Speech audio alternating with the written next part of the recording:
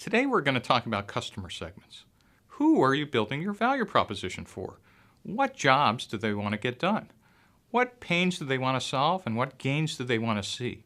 And at the end of this, what you want to find is what's the archetype or persona of who you're building the product for.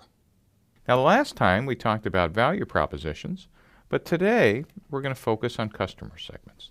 One of the interesting things about customers is that customers don't exist to buy, you actually exist for them.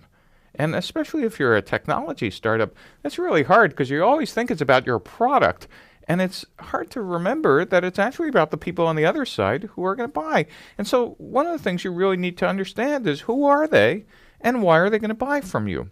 And one of the goals of customer segments is trying to understand the archetype or the persona or maybe just the details of who these people are in specific detail. You want to know where they live, what do they do, what's their age, are they in urban areas or are they married, etc.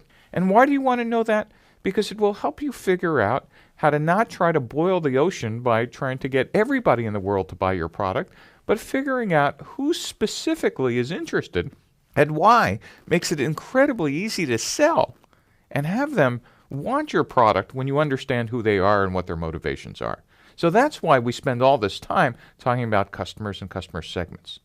One of the things you'll also see later in this lecture is that you might actually have multiple customer segments. That is, different types of customers all interested in your product. They might be male, 18 through 24, live in urban areas, but you might also have women who live in the countryside, 45 to 55 in some cases, also interested.